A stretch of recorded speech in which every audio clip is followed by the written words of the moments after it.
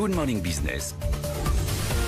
Good Morning Business sur BFM Business continue jusqu'à 10h en direct ce matin et c'est le président de l'U2P, l'Union des entreprises de proximité, artisans, libéraux, commerçants qui est avec nous ce matin sur BFM Business. Bonjour Laurent Munro, merci beaucoup d'être avec nous ce matin sur BFM Business. Je rappelle que c'est vous qui avez succédé à Alain Griset il y a quelques semaines, qui est donc désormais ministre délégué des PME. Beaucoup de sujets à voir avec vous ce matin, notamment celui des masques.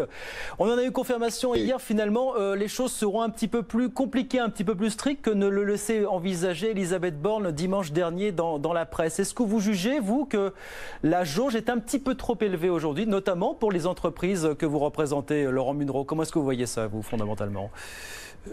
Oui, tout à fait. On aurait préféré que ça se passe un peu autrement et laisser un peu plus de responsabilité aux chefs d'entreprise et aux salariés dans les entreprises. On nous a parlé de systématiser le masque. Bon, systématiser, ça veut dire obligatoire dans les entreprises. Ouais. C'est vrai qu'on s'appuie sur des études du Haut Conseil de la Santé qui dit que maintenant, non seulement il y a les gouttelettes qui peuvent être projetées, oui, mais il y a aussi des voies par aérosol qui peuvent propager le virus. Donc c'est pour ça qu'on prend ces mesures. Je crois que le fait qu'on le fasse dans toutes les entreprises de la même façon va poser quelques petites problématiques et certainement qu'il va falloir essayer d'affiner un peu les choses et de permettre aux entreprises d'avoir des dérogations pour certains endroits, certaines façons de travailler. On ne peut pas obliger une entreprise. Pardonnez-moi, on n'est pas sur le sur-mesure. 3 personnes dans 100 mètres carrés à porter un masque. On n'est pas sur le sur-mesure apparemment que réclamaient les organisations patronales. C'est un petit peu ce que vous décrivez. Tout à fait, voilà. Ouais. Alors peut-être que le sur-mesure viendra après. On nous parle déjà de dérogations. Mais comment vont être faites les dérogations? Si c'est des dérogations qui doivent être prises par un haut conseil au niveau national, ça n'aura pas d'effet. Il faudrait plus que ça soit fait sur le terrain, en relation avec certainement les directs, les inspections du travail ou autres. Est-ce que ça va occasionner véritablement, parce que c'est aussi un point qui est soulevé, un surcoût pour les entreprises, notamment celles que vous représentez, Laurent Munro?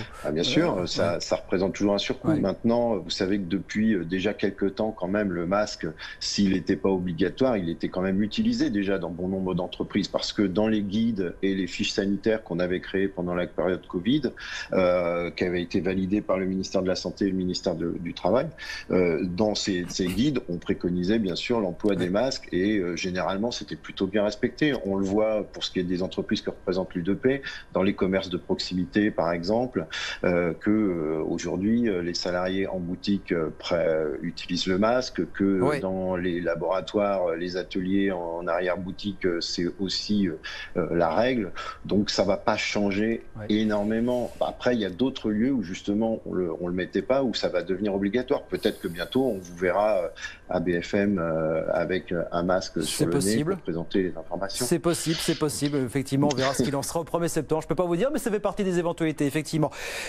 Mardi prochain, plan de relance, Laurent Munro, qui sera présenté par le gouvernement, plan à 100 milliards d'euros. Qu'est-ce que vous en attendez? Qu'est-ce que vous en redoutez éventuellement? Est-ce que vous dites notamment qu'il faudra des mesures additionnelles pour ceux que vous représentez, les artisans, les commerçants et les indépendants, qui ont été, les chiffres le montrent, les plus durement touchés par ce premier choc, par cette première crise? Est-ce qu'il faudra des mesures additionnelles, notamment pour ceux que vous représentez, vous, personnellement?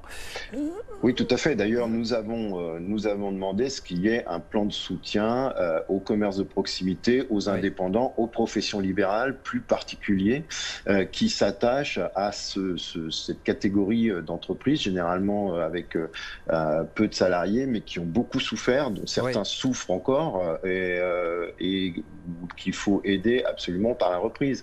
Notamment, il y avait eu des bonnes mesures qui avaient été prises. Je ne reviendrai pas sur le fonds de solidarité, sur l'activité partielle qui a permis de conserver les salariés dans les entreprises.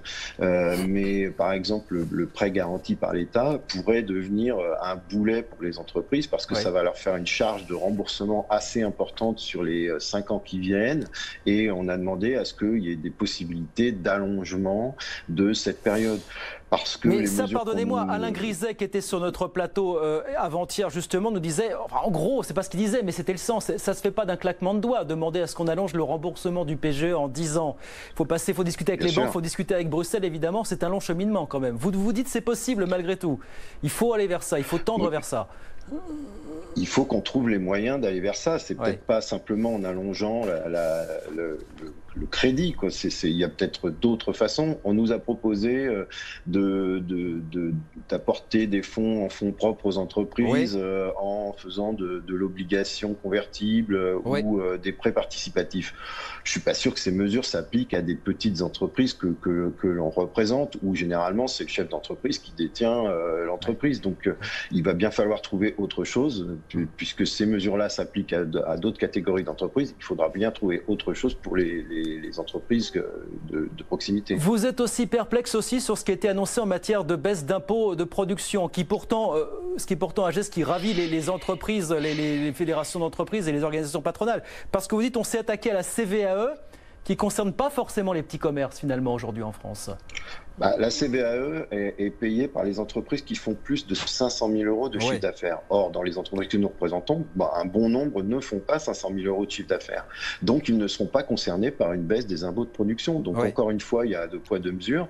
Ça va profiter aux plus grosses entreprises, ça ne profitera pas aux petites. Donc, on a dit, il faut peut-être voir un autre dispositif, notamment celui qui s'attaquerait à la CFE. Alors, je sais que ça n'a pas bonne presse parce que c'est un impôt qui revient directement aux communes et aux agglomérations, aux communautés de communes, mais c'est quelque chose qui impacterait directement les petites entreprises, alors que la CVAE ne les impactera pas, et donc ils ne profiteront pas d'une baisse de l'impôt de production. Bon, est-ce que vous avez le sentiment quand même malgré tout... Oui, allez-y, oui. Ce qui est dommage quand on sait ce que représente l'économie de proximité dans les villes et les villages, et qu'on s'en est aperçu pendant cette période Covid, de l'utilité justement de ce commerce de proximité, des professions libérales qui sont sur le terrain, des autres métiers qui peuvent aider la population. Bien, on a compris votre message, vous en attendez plus et des mesures peut-être qui s'adressent beaucoup plus spécialement que ce qui a été annoncé jusqu'à présent finalement aux petites entreprises, aux commerces artisans et indépendants. On verra mardi prochain si vous êtes entendu Laurent Munro. Merci beaucoup, merci d'avoir été avec nous ce matin sur BFM Business, président de l'U2P qui représente les artisans, les libéraux et les commerçants.